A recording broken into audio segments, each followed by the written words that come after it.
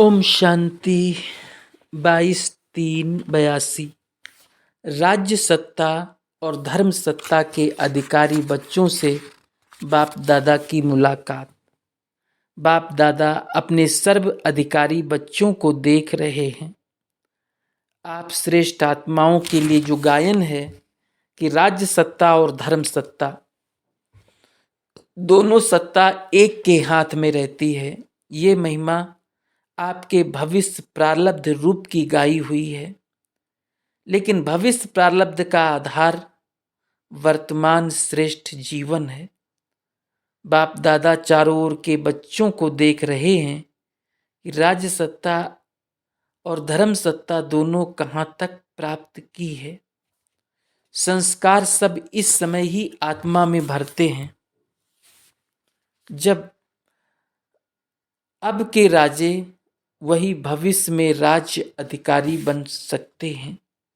अब की धारणा स्वरूप आत्माएं ही धर्म सत्ता प्राप्त कर सकती हैं, तो दोनों ही सत्ताएं हरेक अपने में कहाँ तक धारण की है। राज्य सत्ता अर्थात अधिकारी, अथॉरिटी स्वरूप राज्य सत्ता वाली आत्मा अपने अधिकार द्वारा जब चाहे जैसे चाहे वैसे अपनी स्थूल और सूक्ष्म शक्तियों को चला सकते हैं।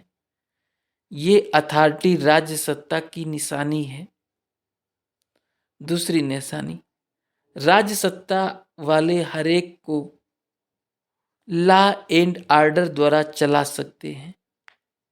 राज्य सत्ता अर्थात माता पिता के स्वरूप में अपनी प्रजा की पालना करने के लिए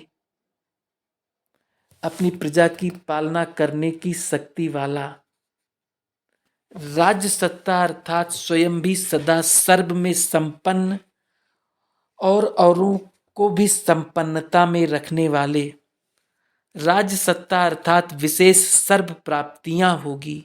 सुख, शांति, आनंद, प्रेम सर्व गुणों के खजानों से भरपूर, स्वयं भी और सर्व भी खजानों से भरपूर राज्य सत्ता वाले अर्थात अधिकारी आत्माएं बने हो। माता पिता के समान पालना की विशेषता अनुभव करते हो। जो भी आत्माएं संबंध व संपर्क में आए वे अनुभव करे कि यही श्रेष्ठ आत्माएं हमारे पूर्वज हैं। इन्हीं आत्माओं द्वारा जीवन का सच्चा प्रेम और जीवन की उन्नति का साधन प्राप्त हो सकता है, क्योंकि पालना द्वारा ही प्रेम और जीवन की उन्नति प्राप्त होती है। पालना द्वारा आत्मा योग्य बन जाती है। छोटा सा बच्चा भी पालना द्वारा अपनी जीवन की मंजिल तक पहुंचने के लिए हिम्मतवान बन जाता है। ऐसे रूहानी पालना द्वारा आत्मा निर्बल से शक्ति स्वरूप बन जाती है। अपनी मंजिल की और तीव्र गति से पहुंचने की हिम्मतवान बन जाती है। पालना में सदा वो सदा प्रेम के सागर बाप द्वारा सच्चे अथाह प्रेम की अनुभूति करती है। ऐसे राज्य सत्ता की निशानियां अपने में अनुभव करते हो। अधीनता के संस्कार परिवर्तन हो, अधिकारीपन के संस्कार अनुभव करते हो। राज्य सत्ता के संस्कार भर गए हैं। निशानियां तो यहां दिखाई देंगी व भविष्य में। राज्य सत्ता की एक और भी विशेषता है, जानते हो? सदा अटल और अखंड राज्य। ये महिमा अपने राज्य की करते हो ना? ये भी निशानी चेक करो कि राज्य सत्ता की जो भी निशानियां हैं वो अटल और अखंड हैं। सत्ता खंडित तो नहीं होती। अभी अभी अधिकारी, अभी अभी अधीन, तो उसको खंडन कहा जाएगा। इससे ही अपने आप को जान सकते हो कि मेरी प्रारब्ध क्या है। राज्य अधिकारी हूं व राज्य के अंदर रहने वाला हूं। इसी रीति धर्म सत्ता अर्थात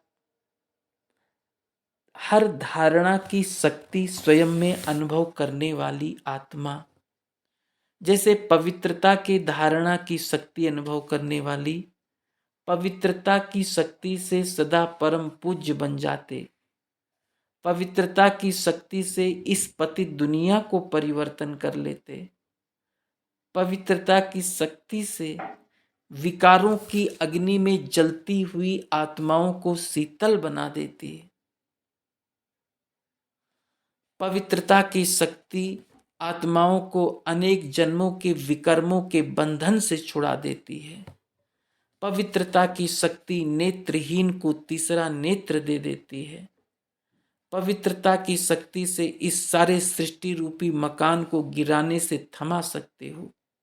पवित्रता पिलर्स है जिसके आधार पर द्वापर से ये सृष्टि कुछ न कुछ थमी हुई है। पवित्रता लाइट का क्राउन है। ऐसे पवित्रता की धारणा, ये है धर्म सत्ता। इसी प्रकार हर गुण की धारणा, हर गुण की विशेषता आत्मा में समाई हुई हो, इसको कहा जाता है धर्म सत्ता। धर्म सत्ता अर्थात धारणा की सत्ता। ऐसी धर्म सत्ता वाली आत्माएं बने हो। धर्म में दो विशेषताएं होती है। धर्म सत्ता स्व को और सर्व को सहज परिवर्तन कर लेती है। परिवर्तन शक्ति स्पष्ट होगी। सारे चक्र में देखो, जो भी धर्म सत्ता वाली आत्माएं आई हैं, उन्हों की विशेषता है मनुष्य आत्माओं को परिवर्तन करना। साधारण मनुष्य से परिवर्तन हो, कोई बौद्धि, कोई क्रिश्चियन बन, कोई मठ पंथ वाले बने, लेकिन परिवर्तन तो हुए ना।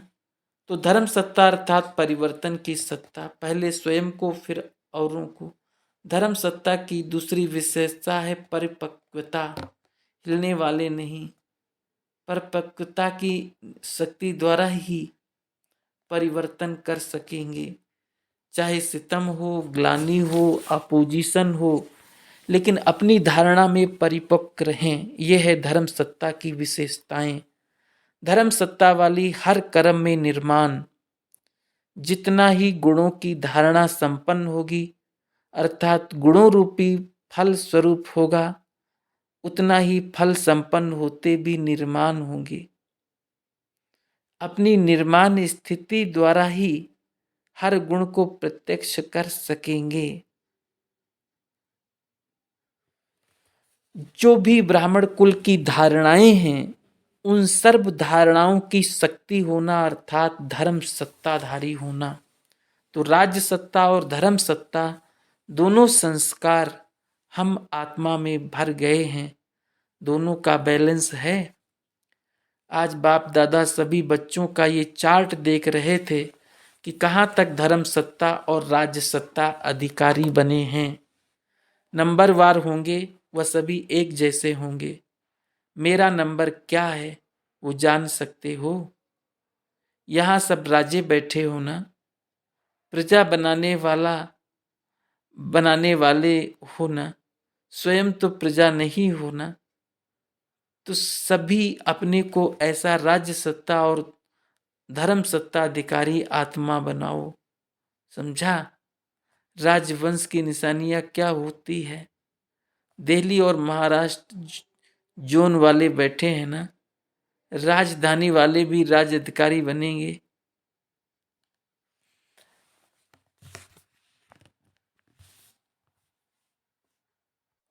और महाराष्ट्र वाले महान बनेंगे। महान अर्थात राज्य अधिकारी। तो दोनों ही स्थान की महान श्रेष्ठ आत्माएं आई हुई हैं। और विदेशी क्या बनेंगे? राज्य करने वाले व राज्य देखने वाले सबसे आगे जाएंगे ना। अच्छा, ऐसे राज्य सत्ता और धर्म सत्ता अधिकारी सदा संपन्न बन औरों को भी संपन्न बनाने वाले, परिवर्तन शक्ति द्वारा स्व परिवर्तन और विश्व परिवर्तन करने वाली श्रेष्ठ आत्माएं, सारा कल्प महिमा और पूजन होने वाली पवित्र आत्माएं, सदा अपने पवित्रता के गुण द्वारा सर्व को गुणवान बनाने वाली गुणमूर्त आत्माओं को बाप दादा का याद, प्यार और नमस्ते पार्टियों के साथ। समय के प्रमाण, स्वयं को परिवर्तन करो। अभी समय के प्रमाण परिवर्तन की गति तीव्र चाहिए। जब समय तीव्र गति में जा रहा है और परिवर्तन करने वाले तीव्र गति में नहीं होंगे तो समय परिवर्तन हो जाएगा और स्वयं कमी वाले रह जाएंगे। कमी वाली आत्माओं की निशानी क्या दिखाई देगी? कमान। तो कमानधारी बनना है व छत्रधारी बनना है, सूर्यवंशी बनना है ना। तो सूर्यवंशी सदा तेज होता है और तीव्र गति में कार्य करता है।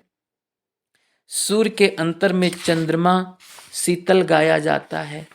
तो पुरुषार्थ में शीतल नहीं होना, पुरुषार्थ में शीतल हुए तो चंद्रवंशी हो जाएंगे। सूर्यवंशी की निशानी है तीव्र पुरुषार्थ, सोचा और किया। ऐसे नहीं सोचा एक वर्ष पहले और किया दूसरे वर्ष में। तीव्र पुरुषार्थ अर्थात उड़ती कला वाले। अभी चढ़ती कला का समय भी चला गया। अब तो आगे बढ़ने का बहुत सहज साधन मिला हुआ है।